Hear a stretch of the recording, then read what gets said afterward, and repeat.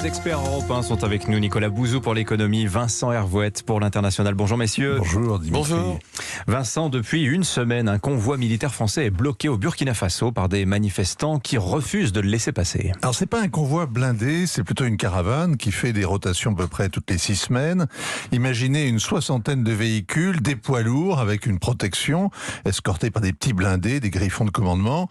Au port d'Abidjan, ils chargent des pièces de rechange, des munitions, du ravitaillement, du courrier, sans doute des colis de Noël.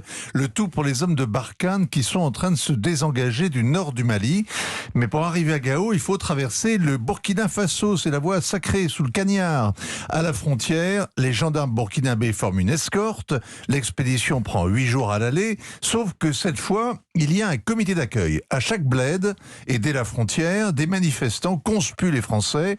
Ils sont persuadés qu'ils apportent des armes aux djihadistes, qu'ils sont de mèche avec les terroristes qui attaquent le pays depuis 6 ans. À Bolo-Dioulasso, à Ouagadougou, les chiens aboient mais la caravane passe. Mais à Kaya, ils sont trop nombreux. La route est barrée. Le poing levé, les manifestants crient « No Passaran ». Ils brandissent des pancartes « Libérez le Sahel »,« La France dehors » et même un drapeau russe. Les Français se replient derrière des barbelés. Ils sont attaqués, ils font des tirs de semonce. Il y a 2 blessés. Le convoi repart fissa, mais dans l'autre sens.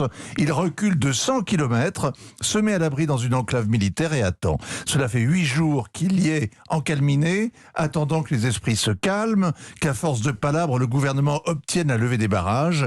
Depuis bientôt 10 ans, les militaires sont harcelés par les djihadistes au Sahel. Ils sont maintenant paralysés par leurs victimes, par les habitants du pays. Barkhane, c'est l'opération bancale. Comment on explique ces manifestations hostiles et coordonnées, Vincent ? Il y a une coalition des patriotes africains du Burkina Faso qui prospère sur le sentiment anti-français qui s'est développé au Mali, avec l'idée que si la France n'a pas réussi à endiguer les djihadistes, eh bien c'est qu'elle ne le voulait pas vraiment, qu'elle n'y a pas mis les moyens, ou pire, qu'elle a un agenda secret.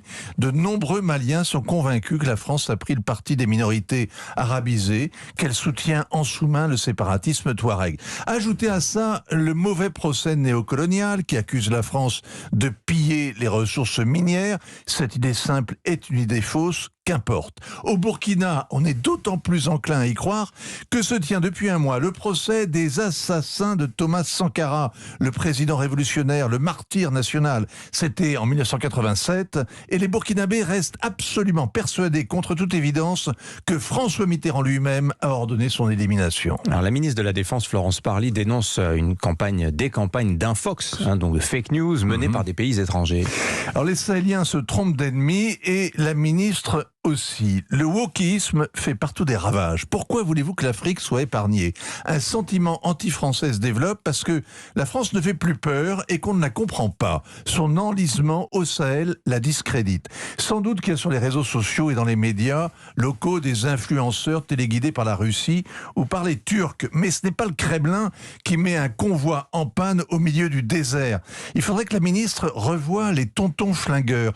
Michel Audiard fait dire à Théo, le tueur avec un drôle d'accent de l'ancienne Indochine et de Stalingrad, une vérité qui est une vérité d'expérience. La bave du crapaud n'empêche pas la caravane de passer. Signature Vincent Hervouette.